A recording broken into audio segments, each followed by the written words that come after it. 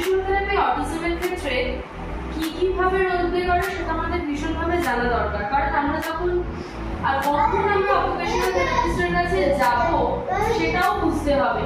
মানে যদি কোনো অটিস্টিক বাচ্চা বা অটিস্টিক ট্রেটস আছে সাইকোলজিক্যালি সেটা প্রেসক্রাইব করা থাকে বা রিপোর্ট থাকে, সেক্ষেত্রে আমাদের অকুপেশনাল থেরাপি করা ভীষণ প্রয়োজন। কারণ যে বাচ্চা একদম বসছে না, রেস্টলেস, সেন্সরি ইস্যুস থাকছে, যারা সোশ্যাল অ্যাডাপটিভ স্কিলগুলোকে নিতে পারছে না, যাদের অ্যাক্টিভিটিস অফ ডেইলি লিভিংগুলোতে অসুবিধে হচ্ছে, সেই জায়গাগুলো কভার করার জন্য অকুপেশনাল থেরাপি ভীষণভাবে প্রয়োজন।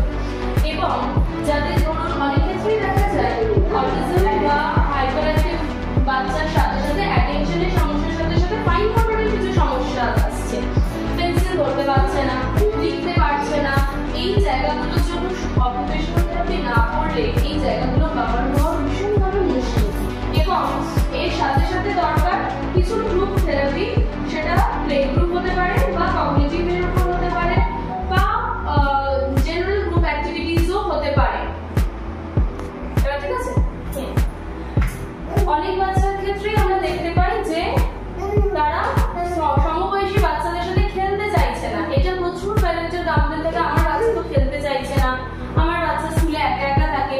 কিন্তু আমরা যদি গ্রুপ থেরাপি প্রপারলি করাতে পারি, সেখানে পিয়ার্স গ্রুপ ইন্টারাকশনটা বা সোশ্যাল ইন্টারাকশনটা ভীষণ, গ্রুপ প্লে থেরাপি বা যে অ্যাডাপটিভ থেরাপির জন্য যে আমরা গ্রুপ থেরাপিগুলো করাই, সেক্ষেত্রে অনেক জায়গাতেই দেখা যায় বা অনেক প্যারেন্টের কমপ্লেইন থেকে আমার বাচ্চা স্কুলে তো মিশতে চাইছে না, একা একা থাকে, স্কুলের বাকি বাচ্চাদের সাথে খেলতে চাইছে না, সেই জায়গা